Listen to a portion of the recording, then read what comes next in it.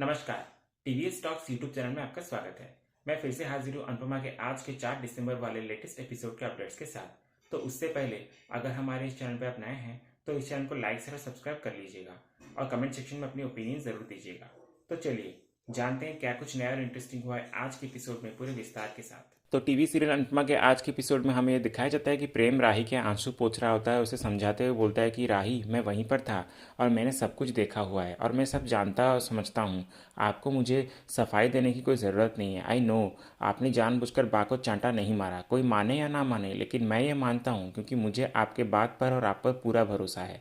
इसलिए चलिए, कहकर प्रेम राही को अपने साथ वहाँ से ले जाता है। दूसरे सीन में फिर जानकी बहन वर्कशॉप में तोशु को ये कह रही होती है कि देखो तोशु, मैंने बाकी सारा खाना फ्रिज में रख दिया है, लेकिन ये पैक्ड किया हुआ खाना फ्रिज में नहीं रख सकते क्योंकि इसका स्वाद खराब हो जाएगा, इसलिए ध्यान से इसे यहीं रखना होगा। तोशु फिर कहने लगता है कि हाँ हाँ सब हो जाएगा, राही ने बोला है ना टेम्पो वो खुद बुक कर देगी और सारा काम तो मैंने कर ही दिया है, तो बाकी की जो रिस्पॉन्सिबिलिटी है वो राही देख लेगी। जानकी बहन फिर बोलती है कि हाँ हाँ देख लेगी वो, कोई बात नहीं। तोशु फिर कहता है कि ठीक है फिर आप लोग जाइए, मैं किचन बंद करके निकलता हूँ। सीरियल के अगले सीन में फिर किंजल टेंशन में बा को फ़ोन करते हुए नजर आती है और कहती है कि फ़ोन ही नहीं उठा रही है बा। तोशु फिर कहता है कि पता नहीं कहाँ गई और किसके पास गई है, कुछ समझ नहीं आ रहा है मुझे तो। किंजल फिर कहने लगती है कि किसी भी बुजुर्ग के लिए इतना इंसल्ट बर्दाश्त करना मुश्किल होता है, इसलिए आई होप कि सब कुछ ठीक हो। तोशु फिर कहता है कि रिलैक्स गाइस, बा कोई कम अटेंशन सीकर नहीं है, जाकर बैठी होंगी किसी मंदिर में। किंजल फिर कहती है कि वो जो भी हो तोशु, लेकिन मम्मी के आने से पहले हमें कुछ भी करके बा को मनाकर लाना ही होगा, नहीं तो मम्मी हम सबको घर से बाहर निकाल देगी। बाकी भी फिर ये बोलते कि वही तो, अगर हमें मम्मी का फ़ोन आया और उन्होंने कहा कि उनको बात से बात करनी है, तब हम मम्मी से क्या कहेंगे। तभी वहाँ माही आ जाती है और बोलती है कि सच बोलेंगे और क्या। किंजल फिर तभी माही को कहती है कि माही, तुम्हें भी अच्छे से पता है कि राही ने जानबूझकर बा को नहीं मारा है। उस वक्त उस मोमेंट में इम्पल्सिवली हम सब ने रिएक्ट कर लिया था, लेकिन जब ठंडे दिमाग से हमने सोचा तब हम सबको रियलाइज़ हुआ कि ये एक एक्सीडेंट था। माही फिर किंजल को बोलती है कि भाभी आप भी राही की तरफदारी कर रही हैं। किंजल फिर बोलती है कि मैं तरफदारी नहीं कर रही हूँ, अगर तुम राही से चिढ़ती हो इसका मतलब ये नहीं कि हम भी बिना किसी बात के उसके पीछे पड़ जाएं। और मम्मी क्या चली गई, इस घर को अखाड़ा बनाकर रखा है तुम लोगों ने। तभी उसी वक्त जिग्ना रोते रोते अनुपमा को खोजते हुए टेंशन में आती है घर पर। तो तोशु फिर बोलता है कि क्या हुआ जिग्ना बहन, मम्मी घर पर नहीं है। जिग्ना फिर बोलती है कि वो राही के कारण मेरे पति मौत के मुंह तक पहुंच गए हैं। अगर वो मुझे वक्त पे जाने देती ना तो मैं अपने पति को टाइम पे हॉस्पिटल ले पाती, इसलिए सही टाइम पे ट्रीटमेंट ना मिलने की वजह से डॉक्टर ने भी जवाब दे दिया है। उनकी हालत इतनी बिगड़ गई है कुछ कह नहीं सकते। किंजल फिर बोलती है कि आप संभालिए अपने आप को। जिग्ना बोलती है कि कैसे संभालूं खुद को, अगर मेरे पति को कुछ हो गया ना तो मैं छोड़ूंगी नहीं उस राही को, मेरी बद्दुआ लगेगी राही को और तुम सब भी कहीं के नहीं रहोगे, कहकर जिग्ना रोते हुए वहां से चली जाती है। अगले सीन में फिर प्रेम राही को अपने जीप में ले जा रहा होता है और राही को कहता है कि अपनी आंखें बंद कर लीजिए, इससे कुछ होगा तो नहीं पर आपका माइंड शांत जरूर हो जाएगा। राही फिर उसकी बात मानकर अपनी आंखें बंद कर लेती है और प्रेम के कंधे पर सिर रखकर सो जाती है। तभी प्रेम ये मन में बोलता है कि मेरे होते आपको परेशान होने की ज़रूरत नहीं है राही, मैं हूँ आपके साथ, आई होप सब ठीक हो जाए। सीरियल के अगले सीन में फिर माही राधा के पास आती है, उसको पूछती है कि राधा तुम अब तक सोई नहीं। राधा फिर बोलती है कि राही दीदी का वेट कर रही थी मैं, इसलिए नहीं सोई। माही फिर पूछती है कि कहाँ है तुम्हारी राही दीदी। राधा फिर बोलती है कि प्रेम भैया के साथ कहीं बाहर गई है। ये सुनकर माही को बहुत जलन होता है। फिर माही पूछती है कि अच्छा राधा, आपको कैसे मालूम कि राही प्रेम भैया के साथ ही गई है। राधा फिर बोलती है कि मैंने खुद देखा कि प्रेम भैया और राही दीदी जीप में कहीं जा रहे थे। माही फिर बोलती है कि ठीक है अब तुम सो जाओ, ओके। ये बोलकर माही उसके रूम से चली जाती है और मन में बोलती है कि पक्का राही ने अपने बॉस होने का रौब जमाया होगा, इसलिए प्रेम को मजबूरी में जाना पड़ा होगा, वरना प्रेम तो कभी ऐसा करते ही नहीं। आगे फिर इधर राही की अचानक नींद टूट जाती है और प्रेम को पूछती है कि वो हम कहाँ पर है। प्रेम बोलता है कि पता नहीं पर कहीं तो है। राही फिर बोलती है कि मतलब कहाँ। प्रेम बोलता है कि आपको रुकना है तो आप थोड़ी देर रुक सकते हैं, यहाँ बात करनी हो, वॉक करनी हो, मेरी बांसुरी सुननी हो या मेरी बकवास सुननी हो, सब अवेलेबल है। अगर आपको और लॉन्ग ड्राइव पे जाना है वो भी जा सकते हैं हम। राही फिर तभी बोलती है कि नहीं मुझे घर जाना है, तो घर चलते हैं वापस। प्रेम बोलता है कि जैसा आप कहें, कहकर प्रेम जीप स्टार्ट करने लगता है पर जीप स्टार्ट ही नहीं होती और जंगल के बीचों बीच रह जाती है। राही फिर बोलती है कि क्या हुआ, सब सब कुछ ठीक तो है ना। प्रेम बोलता है कि मैं चेक करता हूँ। फिर वो जीप की बनेट खोलकर देखता है तो उसमें से धुआं निकल रहा होता है। तो प्रेम राही को बोलता है कि लगता है ठुल्लो रानी खराब हो गई है। राही फिर बोलती है कि बस अब यही होना बाकी था। प्रेम बोलता है कि सॉरी। राही बोलती है कि मैं तुम्हें नहीं कह रही हूँ। प्रेम बोलता है कि फिर भी मेरे कारण आप इस जंगल में अटक गई, आपको डर तो लग रहा होगा ना। राही फिर बोलती है कि नहीं मुझे डर नहीं लगता। फिर राही के फ़ोन पे नेटवर्क नहीं आ रहा होता है तो वो कहने लगती है कि और एक तो पता नहीं ये फ़ोन की और नेटवर्क की आपस में बनती क्यों नहीं है। प्रेम फिर बोलती है कि शेरनी दुखी हो तो भी शेरनी ही लगती है, लगता है इनका मूड सही करने के लिए कुछ और करना होगा मुझे। फिर प्रेम ये बोलता है कि देखिए, मुझे पता है आप इंसानों को हैंडल कर लेती हैं और जानवरों को भी आप हैंडल कर लेंगी, लेकिन उसका क्या? राई फिर बोलती है कि किसका? प्रेम फिर बोलता है कि उसका जो ऐसी जगह पर पाए जाते हैं और वही जिससे सब डरते हैं। राई बोलती है कि मच्छर। प्रेम बोलता है कि मच्छर नहीं बल्कि भूत प्रेत, उसका क्या करेंगी आप? राय फिर बोलती है कि कुछ नहीं होता इससे, जो चीज़ दिखती नहीं उससे क्या होता है, इसलिए डोंट वरी, तुम डरो मत, मैं हूं ना। प्रेम फिर बोलता है कि लड़कियां तो कॉकरोच देखकर भी डर जाती है, लेकिन ये लड़की तो भूत प्रेत से भी नहीं डरती। फिर इधर राही ने बोल तो दिया होता है कि मैं डरती नहीं, पर वो डरने लगती है, जिससे प्रेम देख लेता है और बोलता है कि चलो अच्छा है ये डर गई, एटलीस्ट लड़कियों वाले कोई तो गुण है इसमें। दूसरे सीन में फिर हमें माही को दिखाया जाता है, जो कि प्रेम को बाहर आकर फोन लगा रही होती है और बोलती है कि प्रेम कहाँ रह गए, 2 बार कॉल भी किया लेकिन उठा तक नहीं रहे हैं, तो क्या करूँ अब मैं, इतनी देर हो गई है, तो ये दोनों बाहर क्या कर रहे हैं, घर पे किसी को बताकर भी नहीं गए, एटलीस्ट बताकर तो जाना चाहिए था ना। इसी बीच फिर हमें दोबारा प्रेम और राही को दिखाया जाता है, जहाँ राही को बहुत ठंड लग रही होती है, तो प्रेम उसे आकर अपना जैकेट निकाल कर देता है, पर राही मना कर देती है। फिर प्रेम ज़बरदस्ती जैकेट पहना देता है उसे, तो राही बोलती कि ये क्या कर रहे हो? प्रेम फिर बोलता है कि आई अंडरस्टैंड, जो इंसान हमेशा गिविंग मोड में रहता है उसके लिए रिसीव करना बहुत ही कठिन होता है, फिर चाहे वो केयर हो, हेल्प हो या प्यार हो। तो द पॉइंट इज, किसी की हेल्प ले लेने से कोई आदमी छोटा नहीं हो जाता। प्रेम फिर राही को कहता है कि आप भी तो कितने लोगों की मदद करती है ना, अगर वो लोग आपसे मदद लेने के लिए मना कर दें तो आपको कैसा लगेगा?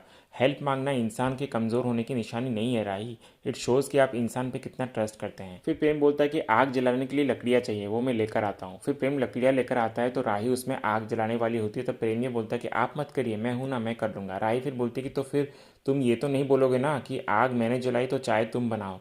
प्रेम फिर बोलता है कि नॉट ए बैड आइडिया, चाय का सामान भी है मेरे पास। राही फिर बोलती है कि एक मिनट, ये लेट नाइट पिकनिक का आइडिया कहीं तुम्हारा तो नहीं है ना? प्रेम फिर बोलता है कि अगर ये मेरा आइडिया होता ना तो हम किसी गार्डन या पिकनिक पे होते, यहाँ वीरान जंगल पर नहीं होते। राय फिर बोलती है कि तो फिर तुम्हारे पास चाय बनाने का सामान कैसे है? प्रेम बोलता है कि क्योंकि मेरी ठुल्लो रानी मेरा घर है, तो इसमें बेसिक नीड्स की सारी सामग्री आपको मिल जाएगी। वैसे भी आपने मुझे अपने रूम से निकाल तो दिया है, इसलिए मुझे अपना सारा सामान वहाँ डंप करना पड़ रहा है। वैसे आपको कॉफ़ी पीनी हो तो वो भी मिलेगी आपको, लेकिन मिल्क नहीं मिलेगी, पर मिल्क पाउडर अवेलेबल है, और आपको भूख लगी है तो इंस्टेंट नूडल्स भी अवेलेबल है। राय को फिर ये सब सुनकर बहुत ही बुरा फील होता है, तभी प्रेम उसको देखता है और बोलता है कि आपको गिल्टी फील हो रहा है क्या? नहीं नहीं, इसकी कोई ज़रूरत नहीं है, एक्चुअली मुझे काउ शेड में ना वहाँ रूम से भी अच्छी नींद आती है। फिर प्रेम और राही दोनों मिलकर लकड़ियाँ तोड़कर आग लगाने लगते हैं, तभी प्रेम राही को कहता है कि वैसे ये हिंदी मूवी के सीन की तरह नहीं लग रहा है, एक हीरो है, एक हीरोइन है, एक सुनसान जंगल है और एक खराब गाड़ी। राही भी फिर बोलती है कि हाँ, अब आएंगे गुंडे जिससे तुम्हारी जान को खतरा होगा और मैं तुम्हें बचाऊंगी। प्रेम भी बोलता है कि एक मिनट, स्टोरी तो ठीक है पर आपने कुछ बदला है क्या? राही बोलती है कि मेरी स्टोरी है तो मेरे हिसाब से होगी ना। प्रेम बोलता है कि हीरो तो मैं हूँ और गुंडों से मैं बचाऊंगा। राही बोलती है कि नहीं, मैं हीरो बनूंगी। प्रेम बोलता है कि ठीक है, आप गुंडों से भीड़ लेना, लेकिन फिलहाल मेरे लिए आप नूडल्स और कॉफ़ी बनाएं, क्योंकि मुझे बहुत भूख लगी है और मैं बहुत थका हुआ हूँ। राही बोलती है कि ओ मिस्टर, यहाँ बिना पानी के कुछ नहीं बनेगा। प्रेम बोलता है कि पानी की क्या प्रॉब्लम है, अभी लेकर आया, बोलकर प्रेम पानी लेने चला जाता है। तभी इधर राही ये बोलती है कि बस अब जल्दी से फ़ोन पर नेटवर्क आ जाए, कोई कैब मिले और हम जल्दी से घर चले जाएं, क्योंकि सुबह होते ही सबसे पहले शादी का ऑर्डर डिलीवर जो करना है। सीरियल में आगे फिर हमें किंजल, तोशु और पाखी को दिखाया जाता है, जहाँ किंजल ये कह रही होती है कि ये राही भी ना हद करती है, अगर वो जिगना को छुट्टी दे देती तो फिर उसके पति की तबीयत उतनी ख़राब नहीं होती ना, अब भगवान ना करे उसके पति को कुछ हो गया तो। तोशु तभी ये कहता है कि मम्मी भले ही इमोशनली सोचती है लेकिन काम हमेशा स्मार्टली करती है, पर ये राही तो हिटलर बनकर बैठी हुई है। पाकी भी फिर बोलती है कि उसने घर के साथ साथ पूरे क्लाउड किचन में भी सबका जीना हराम करके रखा हुआ है। किंजल फिर बोलती है कि पता नहीं क्यों मुझे बहुत ही अजीब सी फीलिंग आ रही है कि कुछ तो बुरा होने वाला है। पाकी फिर किंजल को कहते हैं कि अन्नू की रसोई राही की रसोई बन चुकी है, तो अब उससे ज़्यादा बुरा क्या ही होगा। तोशु तभी बोलता है कि पता नहीं मम्मी कौन से कोप भवन में जाकर बैठी हुई है, कब से उन्हें फ़ोन ट्राई कर रहा हूँ लेकिन फ़ोन तक नहीं लग रहा है। पाकी बोलते कि कहीं मम्मी वैष्णो देवी तो नहीं चली गई ना, क्योंकि वहाँ नेटवर्क नहीं होता। किंजल बोलते कि नहीं नहीं, मम्मी अगर वहाँ जाती तो हमें बता देती, लेकिन मम्मी ने हमें नहीं बताया, इसका मतलब मम्मी कुछ तो छुपा रही है हमसे। तोशु फिर बोलता है कि मुझे तो लगता है कि मम्मी ने साइड बाय साइड एक और अन्नू की रसोई खोल कर रखी हुई है, जिसके जिसके बारे में हमको बताया ही नहीं है, और सारा प्रॉफिट अपने जेब में डाल रही है। किंजल फिर तभी तोशु को कहती है कि नहीं तोशु, ऐसा कुछ भी नहीं है, मम्मी अकेली मार्केट तक नहीं जाती तो अकेले अपना बिजनेस खाक संभालेगी। तोशु फिर बोलता है कि वो जो भी हो, मुद्दा अभी मम्मी नहीं है, फिलहाल तो राही है, और राही हमें भले ही पसंद ना हो लेकिन फिर भी हमें उसके गुड बुक्स में रहना पड़ेगा, क्योंकि इसी में ही हमारा फ़ायदा है। इसी बीच फिर हमें राही को दिखाया जाता है, जहाँ वो अकेली आग के पास बैठी हुई होती है। वहीं इधर फिर प्रेम पानी ढूंढ रहा होता है और बोलता है कि कहाँ मिलेगा अब पानी, मुझे राही को वहाँ अकेला छोड़कर आना नहीं चाहिए था, पर क्या करता, वो शेरनी खुद ही पानी ढूंढने निकल रही थी। वैसे मुझे पता है कि वो बहुत स्ट्रांग है और डरती नहीं है, लेकिन फिर भी मुझे उसकी फिक्र हो रही है। इधर फिर हमें एक आदमी को दिखाया जाता है जो अचानक राही के पास आता है और उससे उसका लॉकेट छीनने लगता है। तभी राही बोलती है कि लॉकेट छोड़ो मेरा। फिर तभी वो आदमी राही को चाकू दिखाकर डराने लगता है और बोलता है कि दे मुझे लॉकेट वरना मार डालूंगा। फिर राही उस आदमी से लड़ती है और इसी बीच उसके हाथ में चाकू से कट भी लग जाता है। फिर वो आदमी उसका लॉकेट लेकर भागने लगता है और राही भी उसके पीछे पीछे भागने लगती है और बोलती है कि मेरी पॉप्स की लॉकेट है, रुको। दूसरे सीन में फिर हमें माही को दिखाया जाता है जो कि घर के आंगन में बैठकर ये बोल रही होती है कि राही अपने आप को समझती क्या है, प्रेम उनके एम्प्लॉय है या नौकर जो वर्किंग आवर्स खत्म होने के बाद भी उनसे वो काम करवा रही है। प्रेम बेचारे अच्छे हैं इसलिए कुछ बोलते नहीं, उन्हें क्या पता कि राही कितनी चालाक और मैनिपुलेटिव है। तभी उसी बीच अंश, ईशानी और परी माही के पास आते हैं और अंश माही को पूछता है कि माही तूने राही को कहीं देखा है। तभी राही का नाम सुनते ही माही अचानक अंश पे भड़क जाती है और उसको बोलती है कि ना मैं राही के असिस्टेंट हूँ और ना ही उसकी नौकर हूँ जो राही पे नज़र रखूँ कि वो कहाँ गई है, क्या कर रही है और किसके साथ है। मुझे उससे कोई फ़र्क नहीं पड़ता, समझे। अंश फिर बोलता है कि तो ठीक है ना, चिल करना यार, नहीं पता तो बोल देना, नहीं पता, इतनी ओवर रिएक्ट क्यों कर रही है। ईशानी तभी फिर बोलती है कि वैसे प्रेम भी कहीं दिख नहीं रहा है, कहीं वो दोनों डेट पे तो नहीं चले गए। अंश फिर ईशानी को कहता है कि ऐसा कुछ भी नहीं है ईशानी, राही है वो, प्रेम जैसे लूजर के साथ थोड़ी डेट करेगी। परी फिर तभी बोलती है कि वैसे प्रेम तो पहले ही किसी को लाइक करता है। ईशानी बोलती है कि ये तुझे कैसे पता परी। परी फिर बोलती है कि ऐसी बातें पता चल जाती है ईशानी।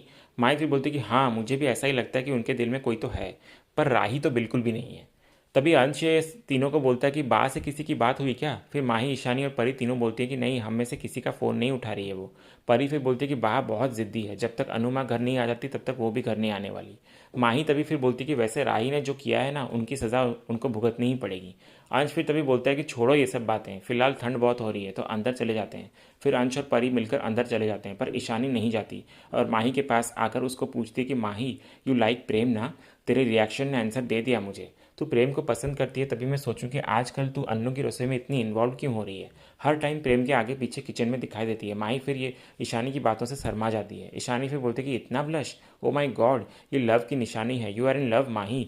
माही फिर बोलती है कि वैसे एक बात बताऊं, सिर्फ मैं ही नहीं बल्कि प्रेम भी मुझसे प्यार करते हैं। ईशानी बोलती है कि रियली। माही फिर बोलती है कि हाँ, पर सुन ईशानी, किसी को ये बात बताना मत क्योंकि अभी तक हमने कन्फेस नहीं किया, इसलिए इस सीक्रेट को सीक्रेट ही रहने देना, ओके।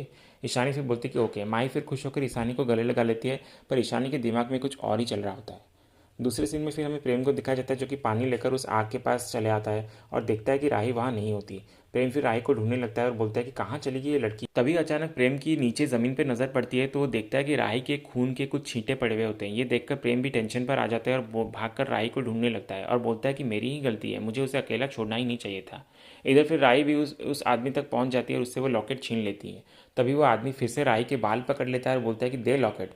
राही फिर बोलती है कि नहीं दूंगी, कहकर वो जोर से चिल्लाते हुए प्रेम का नाम पुकारने लगती है, जिससे इधर प्रेम को भी राही की आवाज़ सुनाई देती है और वो बोलता है कि राही मैं आ रहा हूँ।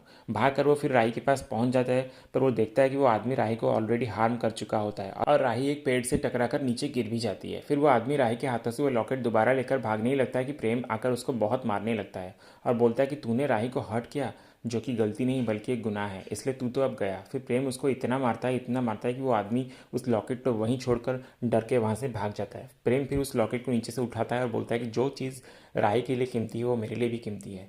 फिर प्रेम राही को बेहोशी की हालत में देखकर बहुत डर जाता है और बोलता है कि कुछ नहीं हुआ राही, आपको कुछ हुआ तो मैं जिंदा नहीं रहूँगा। फिर प्रेम राही को होश में लाने की बहुत कोशिश करते हुए नजर आता है और उसके चोट को अपने रुमाल से बांध देता है और उस लॉकेट को वो उसके गले में पहना भी देता है। और इसी सीन के साथ ही आज का ये एपिसोड यहीं खत्म होता है। तो इसी तरह के अनुपमा के डेली एपिसोड के अपडेट्स जानने के लिए हमारे इस चैनल से जुड़े रहिए और चैनल को प्लीज़ सब्सक्राइब कर लीजिएगा। मिलते हैं हम एक नए एपिसोड के अपडेट्स के साथ। धन्यवाद।